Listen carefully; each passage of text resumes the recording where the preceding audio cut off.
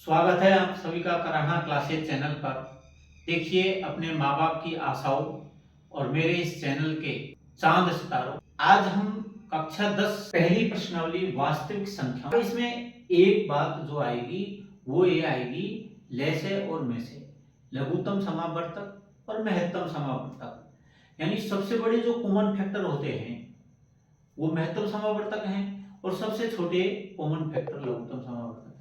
अब देखिए हम यहाँ पर जो है इन संख्याओं को अभाज्य गुणनखंडों के रूप में व्यक्त करेंगे। जैसे 140 दिया गया है, ठीक है। अब देखिए 140 को हम जब लिखेंगे तो सबसे पहले इसमें चूंकि इकाई का अंक 0 2 4 6 8 में से अगर कोई है तो 2 से डिवाइड है वो संख्या, तो 2 का भाग 2 2 तो आएगा ही आएगा। इसका भाग देंगे 2 सत्ते 14 और 0 0, यानी 2 गुना 17 बार। अब हम वापस इसके और टुकड़े करेंगे, 2 तो आ ही गया, इसके और करेंगे। इसमें जो है 2 का भाग जाएगा और 2 का कितनी बार जाएगा, देखो 2 तिया 6, एक बच गया, 2 पंजे 10। अब देखिए हमारे पास में ये आ गया। इसके बाद में ये तो चल ही रहे हैं, इसके बाद में इसमें जो भाग जाएगा वो 5 का जाएगा सीधा। 5 का कितनी बार जाएगा, 7 बार। यानी अब फाइनल जो है इसके बाद में कोई भी संख्या डिवाइड नहीं होगी। अभाज्य गुणनखंड जो है लास्ट हमारे पास में ये आए हैं। यानी कि इसको हम दूसरी एक इस फॉर्म में भी लिख सकते हैं कि 2 की पावर 2 गुणा 5 गुणा 7, ये हम इसको लिख सकते हैं। अब देखिए इसी तरह से हम इसको देखते हैं, इसके गुणनफल क्या आते हैं। फिर वापस वही 2 का तो इसमें भाग जाएगा, कितनी बार जा रहा है देखो, 2 सत्ते 14, एक बच गया, 2 अट्ठे 16, यानी 2 गुना 78। 2 गुना 78 जो है इसके जो है गुणनफल हो गए। अब हम इस 78 को और आगे डिवाइड कर देंगे। देखिए 2 का भाग वापस इसमें जाएगा, कितनी बार जाएगा, 2 तिया 6, एक बच गया, 2 नाम 18, ठीक है। इसके बाद में देखिए 2 का भाग इसमें नहीं जाएगा तो हम क्या करेंगे, 3 का देंगे, यानी कि 3 का इसमें चला जाएगा तो 3 रखो, कितनी बार गया, 3 एकम 3 और 3 तिया 9 13। अब देखिए यहाँ पर गौर कीजिए, ये 13 जो है आगे डिवाइड नहीं होगा, इसलिए जो है लास्ट हमारे पास ये आ गया। और इसको हम दूसरी फॉर्म में ऐसे लिख सकते हैं, 2 की पावर 2 इंटू 3 इंटू 13। ये हमारा जो है फाइनल उत्तर है। इधर ये उत्तर था, ठीक है। हमने पहले प्रश्न में प्रश्नावली 1.1 के पहले प्रश्न में देखा कि निम्न संख्याओं को अभाज्य गुणनखंड के रूप गुणनफल के रूप में लिखें, तो हमने इनके अभाज्य गुणनखंडों के गुणनफल के रूप में इन संख्याओं को लिख के देखा है। अब इसी प्रश्न में एक दो और सवाल हैं, उनको आप हल करोगे इसी तरह से।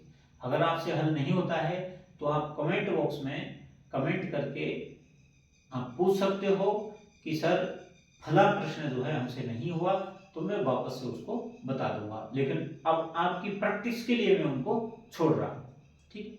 अब बढ़ते हैं हम नेक्स्ट क्वेश्चन पर। पहली प्रश्नावली वास्तविक संख्याएं, उसकी प्रश्नावली 1.1 का दूसरा जो सवाल है वो आपके सामने है। पूर्णांकों के निम्न युग्मों के एचसीएफ और एलसीएम ज्ञात कीजिए तथा इसकी जांच कीजिए कि दो संख्याओं का गुणनफल बराबर एचसीएफ गुना एलसीएम होता है, ठीक है। अब यहाँ पर जो संख्याएं दे रखी हैं इनको हम देखते हैं कि सबसे पहले आप इन संख्याओं के अभाज्य गुणनखंड करेंगे। यहाँ पर आप अभाज्य गुणनखंड करके और फिर इनका एलसीएम और एचसीएफ निकालेंगे, फिर हम जो है आगे इस सवाल को हल करेंगे। देखिए सबसे पहले अभाज्य गुणनखंड 26 के अभाज्य गुणनखंड देखो क्या करेंगे हम। 26 को 2 गुणा 13, ठीक है, और 91 के अभाज्य गुणनखंड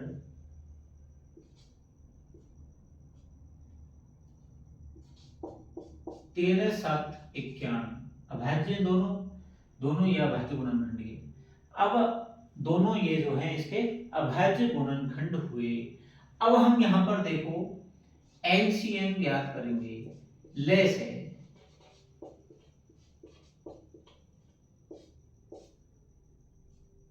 और लेस है जो है हम, और लेस है क्या आएगा 2 7 और 13, 2 गुणा 7 गुणा 13, 7 दूनी 14, 14 गुणा 13 करते हैं तो हमारा आता है 182। 13 चौको 52 का 2 हासिल 5 और 13 कम 13 और 5 18, ये 182 इसका लेस आ गया। अब देखिए इसका मेसे ज्ञात करेंगे।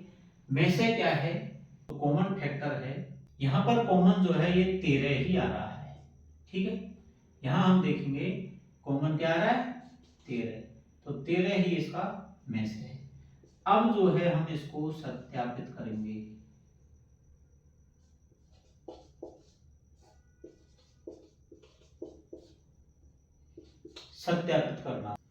सत्यापित क्या करना है, एलसीएम और एचसीएफ का जो गुणा है वो दोनों संख्याओं के गुणनफल के बराबर आएगा। अगर आ गया तो इति सिद्धम, वरना गलत है। तो हम जो है सबसे पहले इनका करते हैं, एलसीएम गुणा एचसीएफ बराबर दोनों संख्याएं। अब दोनों संख्याओं को हम ए और बी मान लो, तो ए गुणा बी। एलसीएम कितना है 182, एचसीएफ कितना है 13, और दोनों संख्याएं कितनी है 26 गुणा 91। देखिए हम यहां पर कोशिश करेंगे कि ये इसको डिवाइड करके इस फॉर्म में ये बन जाए यहीं पे, तो हमें आगे सिद्ध करने की जरूरत नहीं है, दोनों बराबर आ जाएंगे। कैसे, इसको देखते हैं, 2 इसमें से निकाल देते हैं क्योंकि 13 दूनी 26 बन जाएगा और ये क्या है 91 बनता है कि नहीं, तो 2 का भाग देंगे, 2 नाम 18 और 2 एकम 2, ठीक है। यहां से 2 निकल गया और ये 13 आ गया, इधर चलेगा ये। अब देखिए 13 गुना 26 यानी 91 गुना 26 बराबर 26 गुना 91। अब देखो दोनों संख्या बराबर आ गई, तो हम यहां पर लिख देंगे कि एल एच एस बराबर आर एच एस, यानी कि इति सिद्धम, ठीक है। अब हमारे पास में जो दूसरा सवाल है ये दे रखा है 510। इसके सबसे पहले हम अभाज्य गुणनखंड करेंगे। तो हमने 510 में पहले सबसे पहले 2 किया, 2 से इसमें भाग दिया, 255 इधर आ गया। अब 2 यथावत रखेंगे और इसमें देंगे 5 का भाग, तो क्या आएगा इसका एक और गुणनफल, 5 का इसमें दिया 25 और 5 एकम 5। अब देखिए इसमें हम 2 यथावत, 5 यथावत और 17 थी इक्यावन, यानी 3 गुणा 17। अब ये हमारे पास में फाइनल जो है अभाज्य गुणनखंड हुए हैं। इसके बाद में जो है दूसरा कोण है ये है 92, इसके निकालेंगे हम, 2 का भाग इसमें जा रहा है तो 2 तो 1 हो गया। अब इसमें भाग देंगे 2 चौको 8 और 2 6 12, 46 दूसरा इसका गुणनखंड है। इसके और अभाज्य गुणनखंड हम करेंगे, 2 यथावत, फिर 2 का भाग देंगे और ये जाएगा 23 बार, 23 दूनी 46। अब हम इनमें से एलसीएम निकालेंगे, तो इसमें देखिए 2 और 3 5 17 हैं, इसमें 2 23 हैं, तो 2 2 बार ले लिया, 3 एक बार है तो 3 एक बार ले लिया, 5 एक बार है तो 5 एक बार ले लिया, और 17 एक बार और 23 एक बार, ठीक है। ये हमारे पास में इसका एलसीएम आया और एचसीएफ क्या आया एचसीएफ। अब इन दोनों में कॉमन देखिए, 2 5 3 17, 2 2 23, यानी 2 कॉमन आ रहा है, इसके बाद में और कोई नहीं आ रहा, 2 कॉमन है। अब इस तरह से जो है हमने इनके अभाज्य गुणनखंड कर लिए, और अभाज्य गुणनखंड के बाद में उन्हीं में से हमने एलसीएम और एचसीएफ निकाल लिए, यानी लेसे और मेसे निकाल लिए। अब हमें सत्यापित करना है, क्या करना है,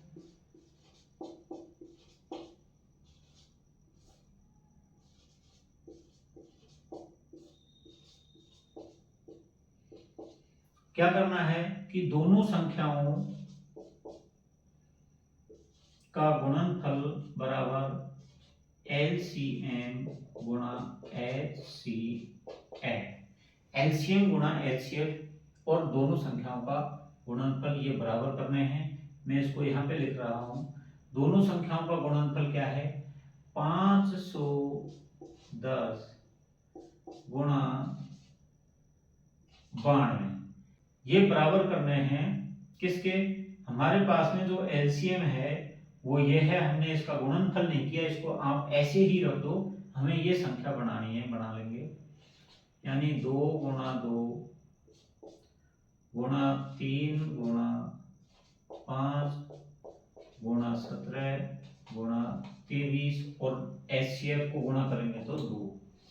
ठीक है, अब हम देखिए यहां पर एक तो हमें, अगर इनमें से हम देखें कि हमें 510 और 92 चाहिए, अगर ये आ जाता है तो ये सत्यापित हो जाएगा, RHS बराबर LHS आ जाएगा। तो हम देखते हैं, सबसे पहले छोटा अंक 92 बना लो कि 23 दूना 46 और 46 दूना 92, यानी ये और ये इन्होंने मिलके जो है 92 बना लिया। बाकी बचे अंक 510 बनाते हैं कि नहीं, देखो ये 2 तिया 6, 6 पंजे 30, 30 हो गए। एक तो ये वाला, एक ये वाला, और एक ये, और एक ये। देखिए 2 तिया 6, 6 पंजे 30, और 30 को बच्चों 17 से गुणा करेंगे तो 17 × 51 और 1 0 30 की आ जाएगी, यानी 510। हमें बन गया 510 या 510 गुणा 92 बराबर इनका क्या आया 510 और 1 2 3 इनका आया है 92, यानी ये तो इति सिद्धम बिल्कुल। अतः